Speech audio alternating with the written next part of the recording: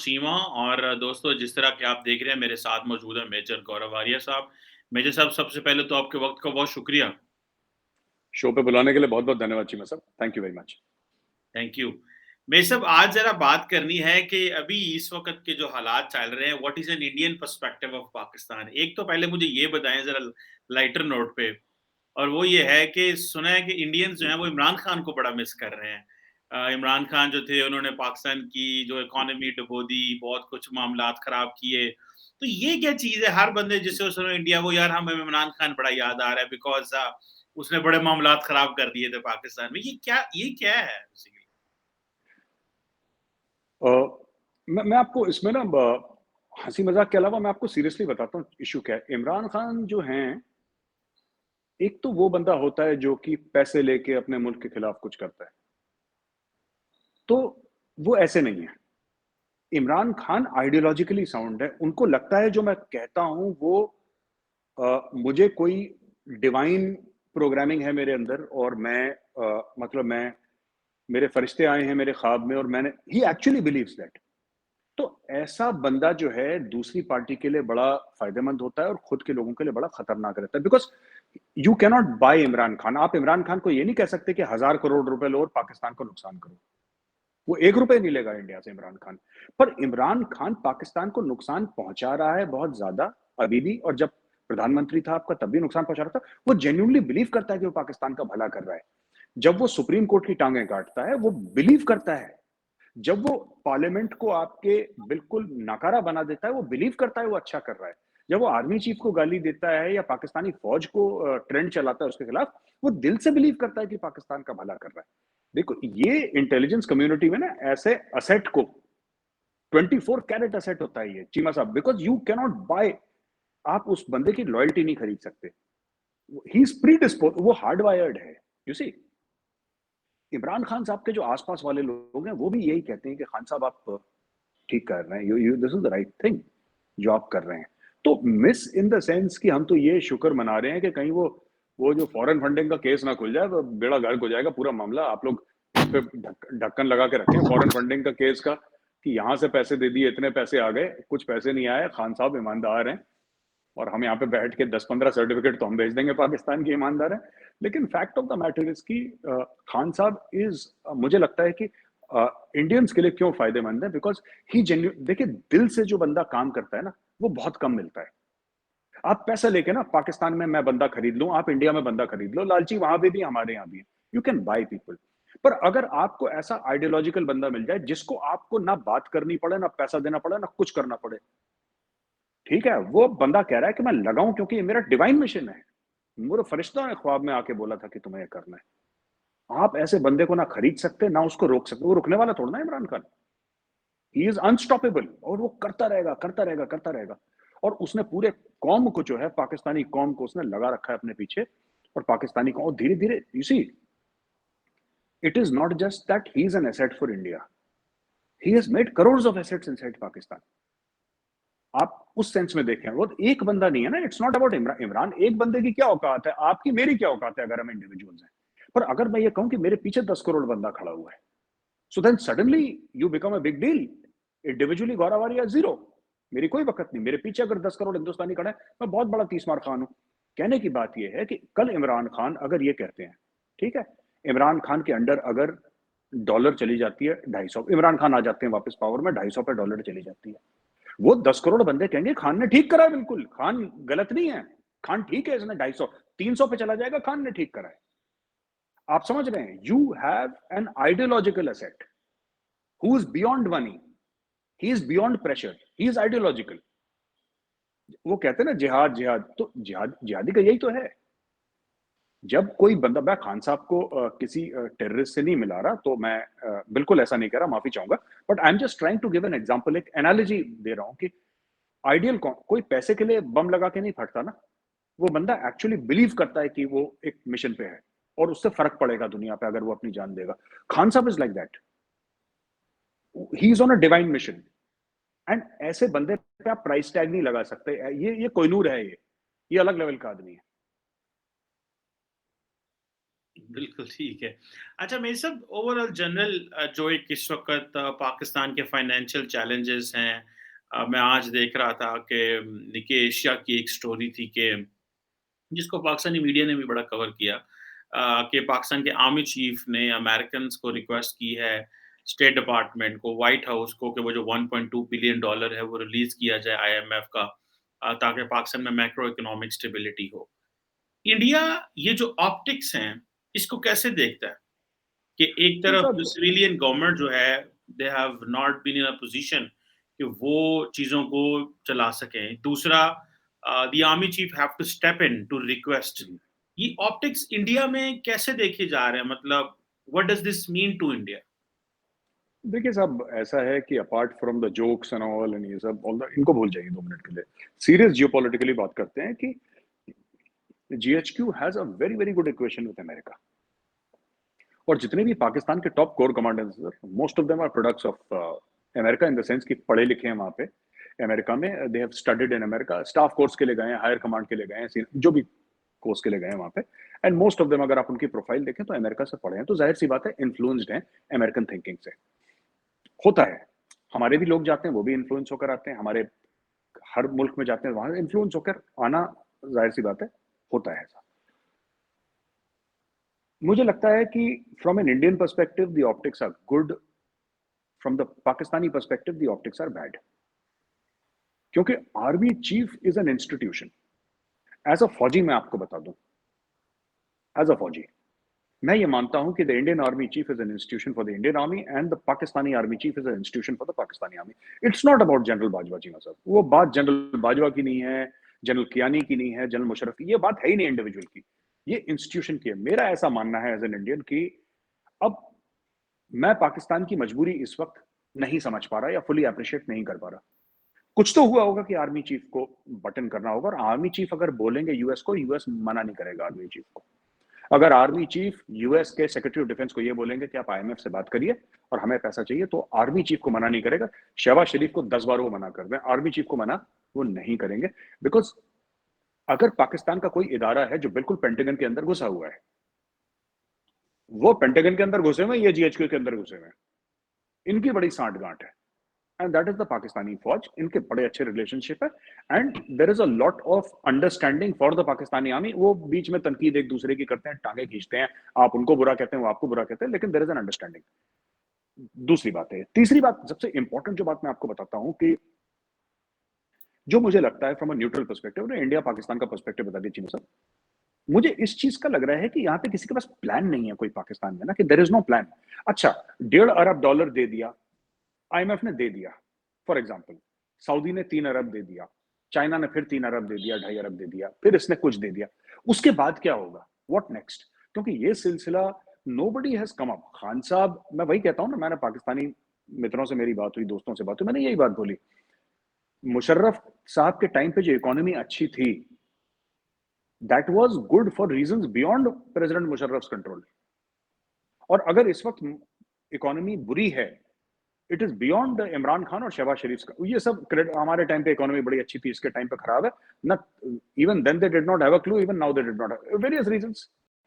कि बॉस, हम अगर इस चीज को हम पैसे ले रहे हैं, पहली बात तो ये है कि पैसे इस साल मैंने सुना है चीमा साहब कि 30 से 35 अरब वापस करने हैं पाकिस्तान ने, ऐसा मैंने, I don't know the correct figure, but इतना पैसा वापस करना है पाकिस्तान ने।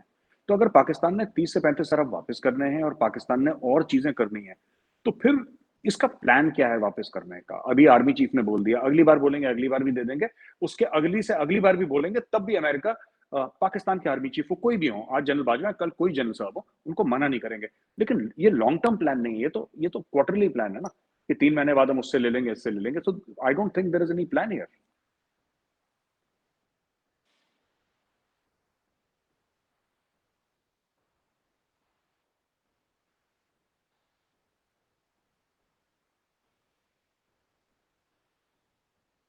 चीमा साहब, कैन यू हियर मी?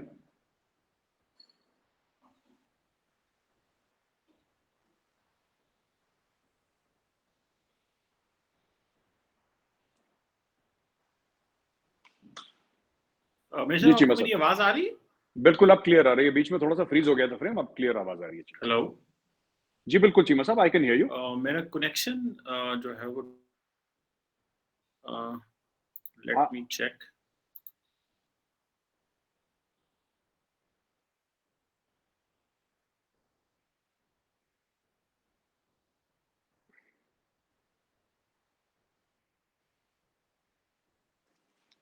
मैं सब सॉरी, मेरा कनेक्शन टूट गया था।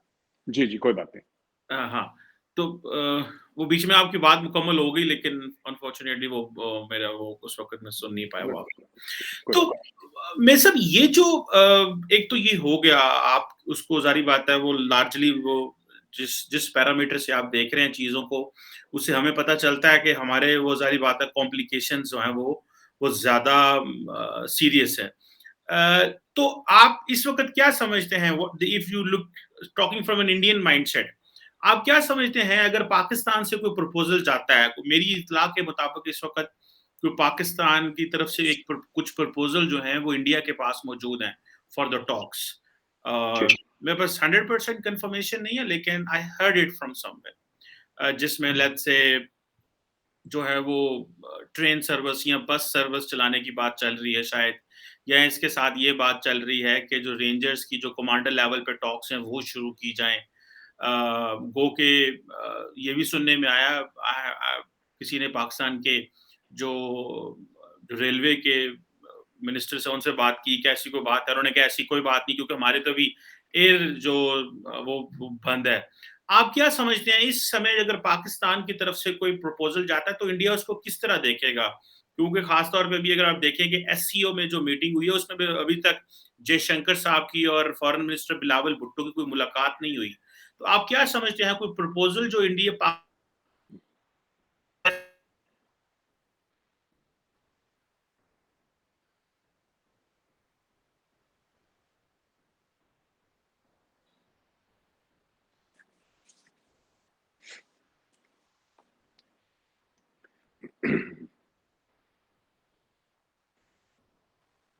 सवाल समझ आ गया था? जी बिल्कुल, जी बिल्कुल। बिल्कुल, जी, जी। जी तो चीमा साहब ऐसा है कि ये जो बात है देखिए ट्रैक 2 तो चलता ही है और डिप्लोमैटिक लेवल्स पे भी हमारा एक मैन्ड और स्टाफ्ड हाई कमीशन है, आपका एक मैन्ड और स्टाफ्ड हाई कमीशन है। तो हमने हाई कमीशन क्यों रख रखे हैं वहाँ पे? वीज़ा तो ना उस तरफ से ना इस तरफ से बहुत कम है, rarest of the rare cases है। तो क्यों है? इसीलिए है क्योंकि बातचीत चल रही है। अब मुझे नहीं पता कि इंडिया में देखिए इसमें क्या है चीमा साहब कि कहीं न कहीं अगर मोदी जी हाँ कहते हैं, तो he will again have to put tremendous political equity on the line to do this. Tremendous political equity.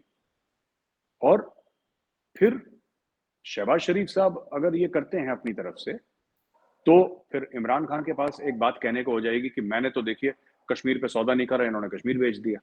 आप समझ रहे मेरी बात? यहाँ पे ये बात हो जाएगी कि साहब पुलवामा हो गया और ये सब हो गया, फिर उसके बाद आप क्यों कर रहे हैं ये सब? तो दोनों साइड्स में ये है कि और मोदी जी के लिए इतना बड़ा रिस्क है नहीं, क्योंकि मोदी जी की पॉलिटिकल इक्विटी बहुत जबरदस्त है। He can do it if he wants to do it.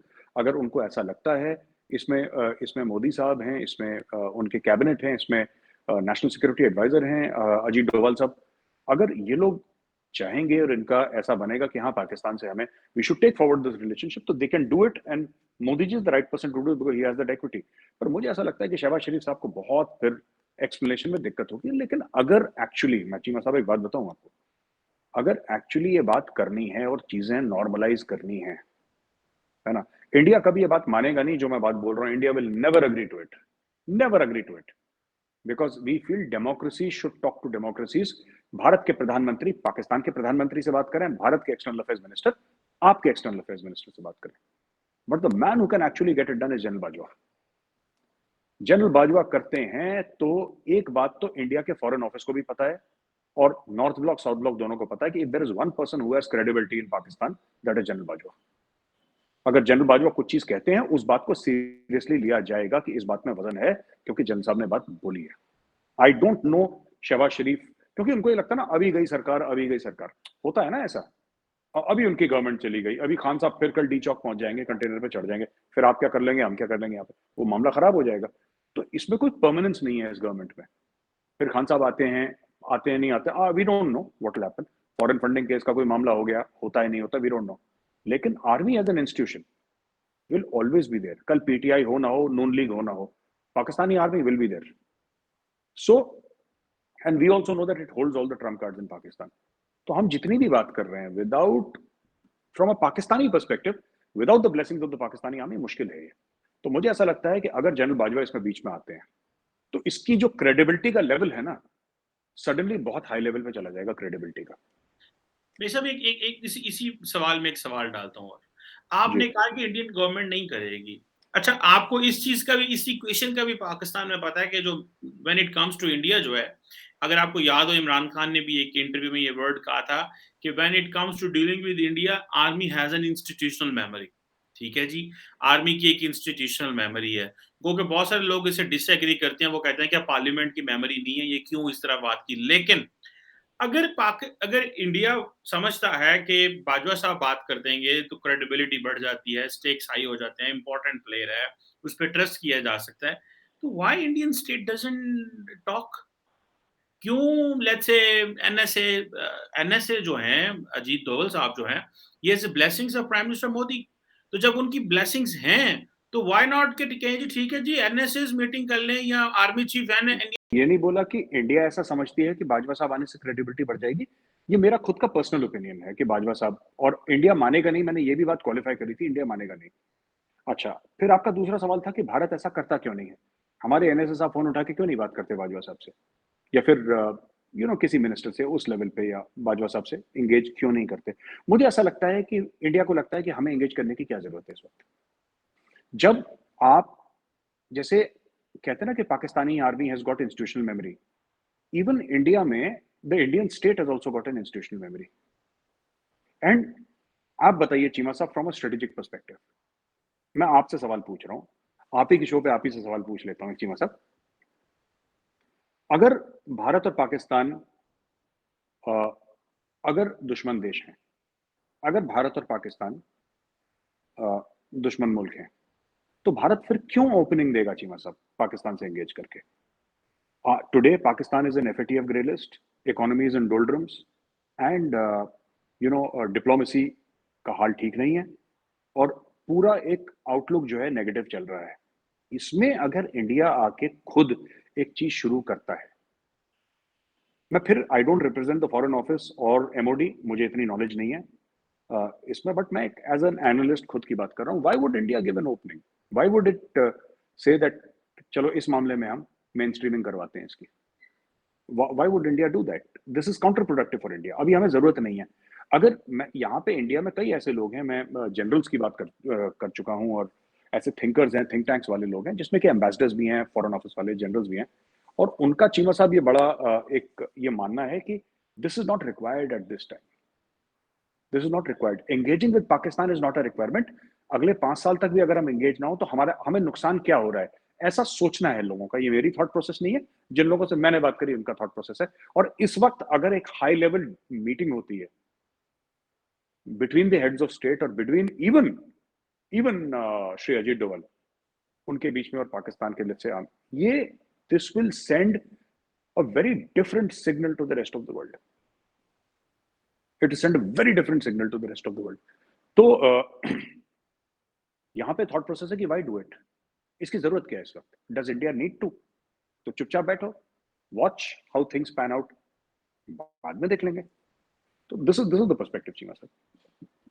बिल्कुल सही है, और मैं इस बात पे मैं भी ये समझता रहा हूँ, और मेरी भी अंडरस्टैंडिंग थी कि इस वक्त इंडिया को बात करना पाकिस्तान से सूट नहीं करता, क्योंकि ये तो पाकिस्तान को बेल आउट करने वाली बात हुई। तो एज एन एडवर्सरी वो ऑब्वियसली वो उस जो सिचुएशन में है।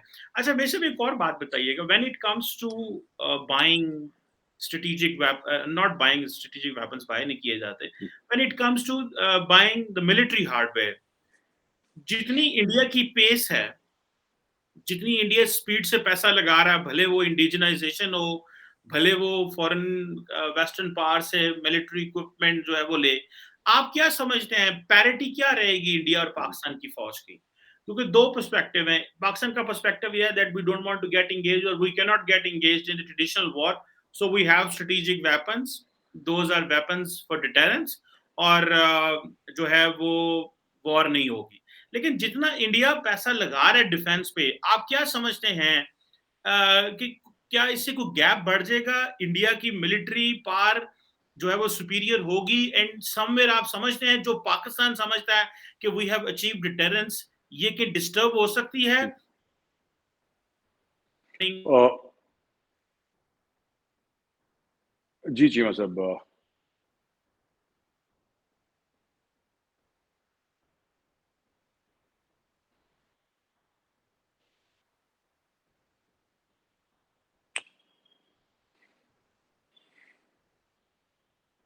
जी भाई साहब, मेरा ख्याल है कोई इंटरनेट का इशू। अब आपको अ, वैसे सवाल जी, समझ आ बिल्कुल, गया? जी, जी, मैं जी, जी, चीमा हम्म। साहब। चीमा साहब ऐसा है कि देयर आर 2-3 थिंग्स देखिए पैरिटी तो पहले भी नहीं थी। Even in 1971, there was no parity because the Indian Army, in terms of size, in terms of equipment, in terms of weapons, uh, it's very big.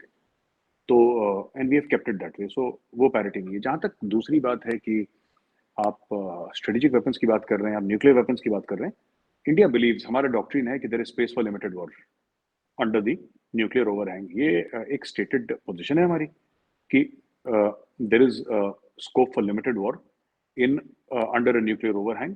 तो इंडिया उस पे वो कर रही है। देखिए बात यह है कि इंडिया क्यों ऐसे वेपन्स खरीद रही है, इंडिया क्यों इस तरीके से वेपन सिस्टम्स अपने खरीद रही है, क्यों इतना पैसा खर्च कर रही है।